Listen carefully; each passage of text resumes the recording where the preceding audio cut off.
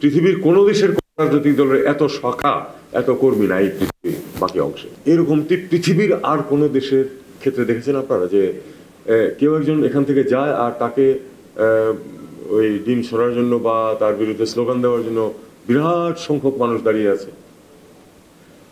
Issue ভিত্তিক না, safe ব্যক্তি এবং দল ভিত্তিক হয় আমাদের যে রিয়াকশনগুলো।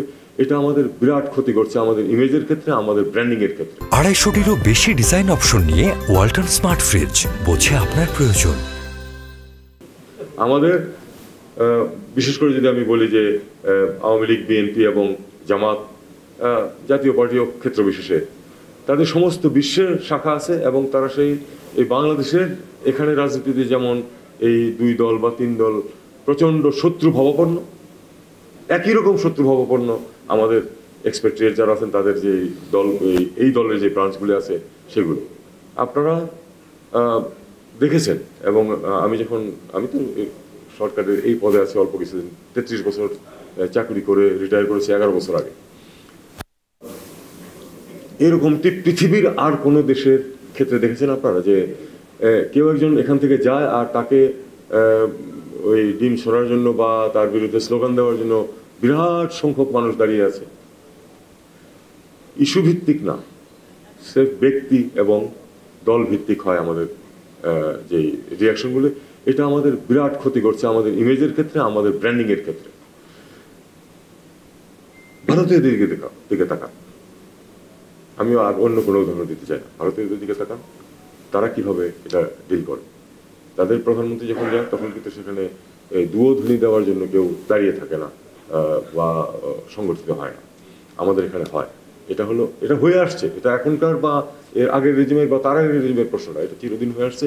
এটা থেকে আমাদেরকে বেরোতে হবে। দ্বিতীয় প্রশ্ন, ভারতীয়রা যেই সুযোগ সুবিধা পাচ্ছে সমস্ত পৃথিবীতে সেটা আমরা পাই না কেন, বা অন্তত প্রপোর্শনেটলি পাই না কেন? পাই না এই কারণে যে আমরা স্থানীয় রাজনীতিতে জড়িত হই খুব কম। যে স্বপ্ন দেখাচ্ছেন এই স্পিকার সাহেব, সেটা তখনই সম্ভব হবে যখন আমরা স্থানীয় রাজনীতিতে জড়িত হব। আমি অল্প কিছু সময় রাষ্ট্রদূত ছিলাম শুধু দক্ষিণ আফ্রিকায়। ফর্চুনেটলি সেখানে কিন্তু যখন কোনো অতিথি গেছে ঢাকা থেকে, তখন আওয়ামী লীগ ক্ষমতায়, আমি দেখেছি যে বিএনপি এবং আওয়ামী লীগের লোকজন একসাথে মিলে থাকে কিন্তু সম্বর্ধনা দিয়েছে, তাকে ডিনার খাইয়েছে ইত্যাদি ইত্যাদি। এইটা একেবারেই এক্সেপশন। আমি সেটা কিন্তু পশ্চিমে, যেখানে গণতান্ত্রিক ধারা আরো অনেক বেশি শক্তিশালী হওয়ার কথা, সেখানে কিন্তু আমি এটা দেখিনি। আমি দেখেছি যে সবসময় 2 ভাগ হয়ে যায়। অথচ দক্ষিণ আফ্রিকায় এটা কিন্তু মোটামুটি তাদের মধ্যে কিছু সংঘাত আছে কিন্তু অ্যাটলিস্ট মুখ দেখা দেখিটুকু আছে এবং একসাথে হয়ে তারা অনেক কিছু করতে পারে। এই জিনিসটা আমাদেরকে করতে হবে। দ্বিতীয়, স্থানীয় রাজনীতিতে জড়িত হতে হবে। আমি ওদের কাউন্সিল, যে এএনসির, আফ্রিকান ন্যাশনাল কংগ্রেসের যে কাউন্সিল, সেখানে আমাকে দাওয়াত দিয়েছিল, গেছি।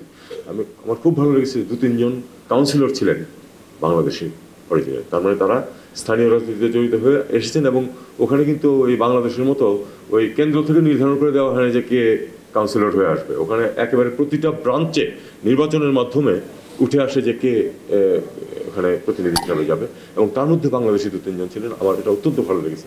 এটা হচ্ছে আমাদের রাস্তা। যদি আমরা ব্র্যান্ডিং করতে চাই, আমরা যদি ইনফ্লুয়েন্সিয়াল হতে চাই, তাহলে এটা রাস্তা। আপনি আজকে এই যে নতুন সরকার গঠিত হতে যাচ্ছে যুক্তরাষ্ট্রে, সেখানে তাকান, ভারতীয় কয়েকজন সেখানে অত্যন্ত গুরুত্বপূর্ণ পজিশনে এসে যাচ্ছে। আমাদের এটা কতটুকু হয়? বরং পাকিস্তানিদের কিছুটা হচ্ছে আজকাল। বাংলাদেশে তো টাওয়ার হ্যামলেটসে হয়েছে, আরও 2-1 জায়গায় হয়েছে, কিন্তু তারপরে আপনি খেয়াল করে দেখুন, আমাদের কয়েকজন এমপি আছেন, রূপা হক এসেছিলেন কয়েকদিন আগে, একসাথে আমরা একটা মিটিংও করেছি। এইটা হলো আসলে ব্র্যান্ডিংয়ের। এবং বাংলাদেশকে আপনারা শুধু ব্র্যান্ডিং মানে কি, শুধু তো ব্র্যান্ডটা সৃষ্টি করা না, সেটার অনেক বেনিফিট আছে দেশের জন্য। আপনারা যখন এই ব্র্যান্ড সৃষ্টি করেন, ভারতের যে ইমেজ, তারা কিন্তু এই ডায়াসপোরা কিন্তু সৃষ্টি করেছে। বিভিন্ন সফটওয়্যার কোম্পানির প্রধান হচ্ছেন ভারতীয়, বিভিন্ন ব্যাংকের প্রধান হচ্ছেন ভারতীয়, বিভিন্ন রাজনৈতিক দল, এমনকি তাদের তো একজন আধা ভারতীয় ভাইস প্রেসিডেন্ট ছিলেন, একজন ভারতীয় ছিলেন গভর্নর মার্কিন যুক্তরাষ্ট্রে। এগুলো হচ্ছে আসল রাস্তা ব্র্যান্ডিংয়ের।